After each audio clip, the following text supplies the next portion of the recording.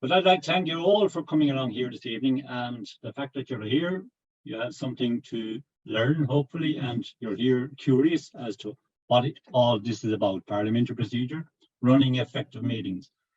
And throughout my lifetime in various roles in running committees, being chair of committees and listening to other people around Region 10 and District 71, one of the big gripes is meetings that are chaotic, not run to order, or etc., etc.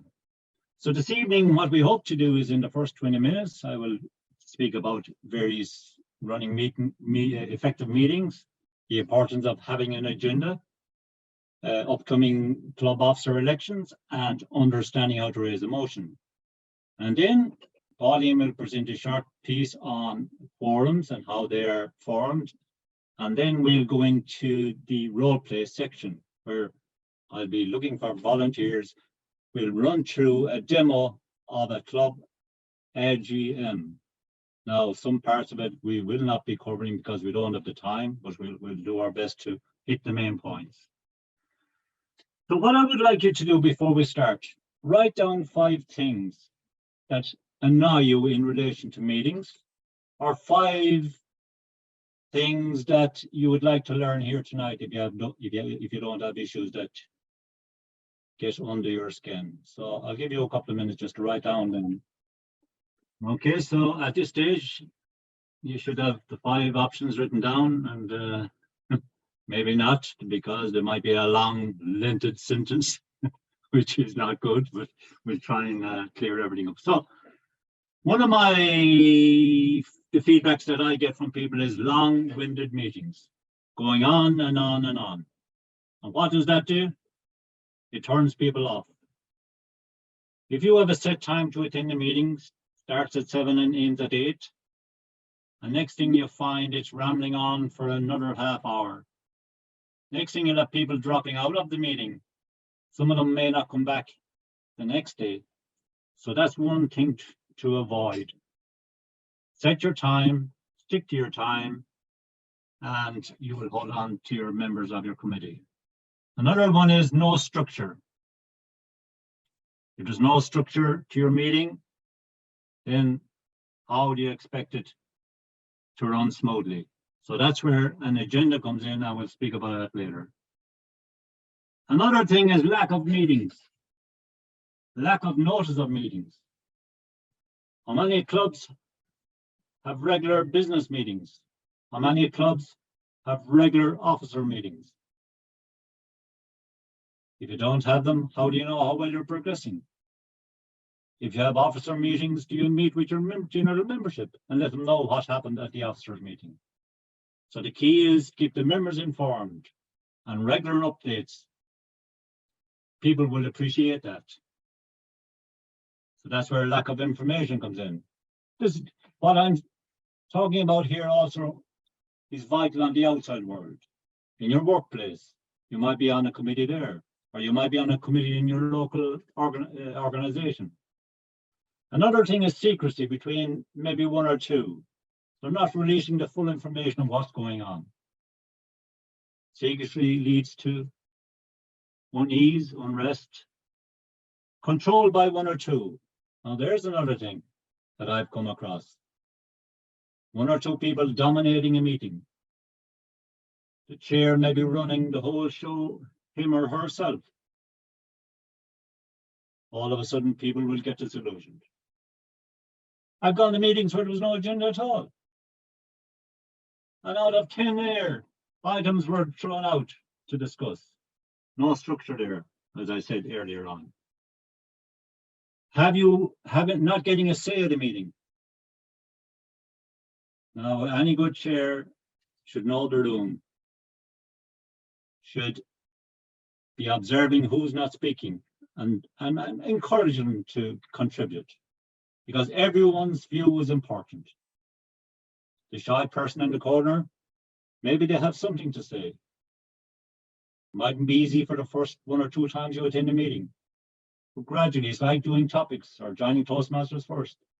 Say a small bit at the beginning, and then gradually you will get confidence. But a chairperson should thank people for making their contributions. and try and encourage everyone to get involved.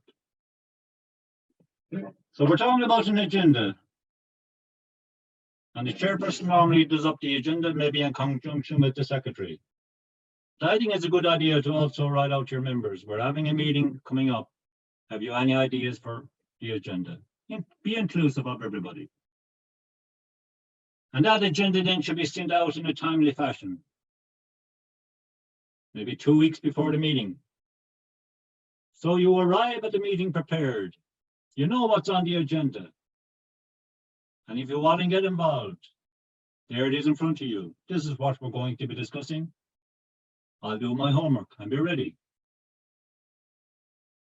Now, when you're the chair of a meeting, I would suggest have a code of conduct for each meeting. How long are people allowed to speak for? How many times can you speak during the meeting? What's the protocol in relation to who's first and who's second and who's third to get to speak? What time will our meeting start? What time will our meeting finish? And as a chair, you're like a conductor in an orchestra. You're the one with the sticks and you're keeping the whole show going. Be impartial. What you want to do is to get a summary of everybody's opinion, not just the people for or not just the people against. You get everyone's opinion on an issue, then you summarize at the end. And if it's going to a vote, then everybody is clear of what they have to vote for. As I said, try and remain impartial as chair. Then you'll get on nobody's bad side. If you're favoring one side too much, those on the other side might feel aggrieved. So stay neutral. And as I said earlier, be inclusive, encourage participation. Get everyone's view. And when you finish a meeting, it's a good idea to set a date for your next meeting. Don't walk away. The next thing, 2 months have gone by and no meeting again. And then you're trying to get the chair and he mightn't be available or whatever. So set a date at the end of each meeting when you're adjourning the meeting. And of course, we have all got our respect, integrity in Toastmasters. And what I would suggest, if you see something untoward going on, something that's just not right, you've got to maintain your own integrity, really, haven't you? Call it out. Because if you don't call it out early, it will fester and fester. And we have seen it with many organizations. For example, the FAI Football Association here in Ireland. It festered and festered for years and years. Next thing, money went missing. Next thing, all the board were discredited, even though there was some sound people in there. And there's a saying, it's better to fail and maintain your integrity than to succeed and lose your integrity. It's better to fail and maintain your integrity than to succeed and lose your integrity. I have been involved myself in committees. I've seen stuff going on, and I called it out on an occasion. I wasn't liked for it for a good while, but eventually people saw, yes, he was right. So I would say the same to you. In Toastmasters clubs, there have been issues around the country where maybe a president spent money, never told anybody else.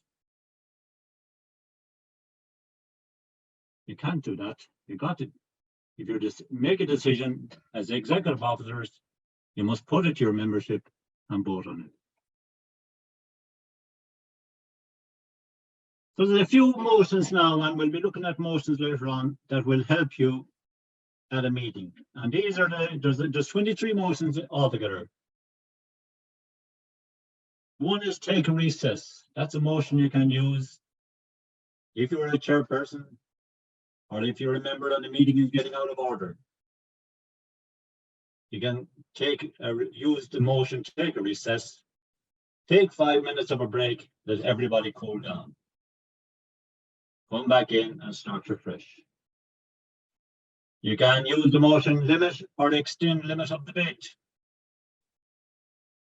Say for instance, you're debating a motion.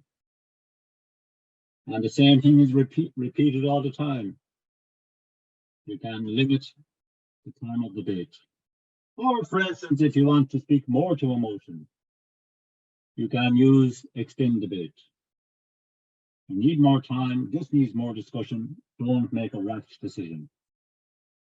Of course, we'll be looking at amending a motion later on. So you can amend the motion, a main motion, to make it better. Not to replace it, but to make a better motion out of it. Another great one now is a point of order. Everyone thinks because the president or the chair is chairing a meeting, they know it all.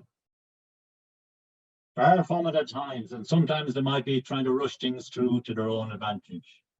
So a point of order, you can raise a point of order. Mr. Chairperson, I don't think you're adhering to the rules, parliamentary rules. Simple as that. They might disagree with you. You can get the backing of others in if they think the same thing. So a point of order. Don't be afraid to use it. A point of information, another one. You're discussing, debating an issue, and you're not very clear on what's being said, or you feel there's more information required. Raise a point of information.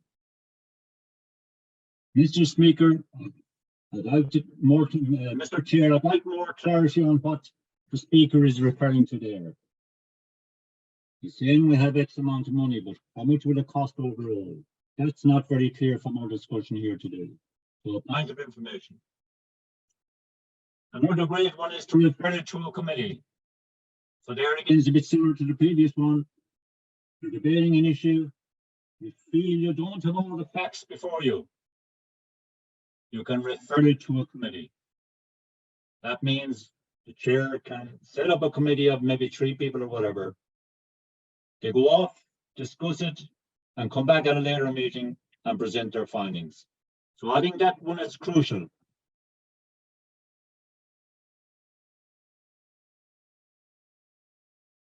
And finally, what about if the chair doesn't call a meeting? Months go on and on and on. Any 2 members can call a meeting. If you feel the chair and you've got onto him and he or she still doesn't pay you any heed, have 2 people to call a meeting and move on from there. So now we will progress on to club business meetings, and you're all going to have annual business meetings coming up, the annual general meeting. And I would like you to use parliamentary procedure and get used to using it. And if you run a meeting in the correct order, you'll get into no trouble. Nobody can say, look, that person was elected unfairly. So as I said, the agenda is your guide, a well laid out agenda, and we'll look at that later on in our role play. If you have a club executive meeting, bring it to the members at the next meeting, lay it on the table what you discussed, and get their approval. By doing that, you get into no trouble.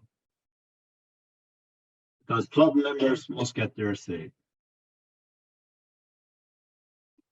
So tomorrow morning, you're sitting in front of 10 people. You're starting your meeting. So why not do it in style? Welcome everybody, make them feel comfortable. Don't just, hello, how are you all? Straight into the agenda. Have a few nice words to say. Get the mood lifted. And of course, you have to establish if you have a quorum, because without a quorum, no business can be done. Then you adopt the agenda, and that's where if anyone has anything to add to it, they can do it at that time. You can do that by unanimous consent. Is there any objection to the adoption of the agenda? There's no need to take a vote for everything. That speeds things up. As I said earlier, outline the rules for the meeting in relation to speaking, etc.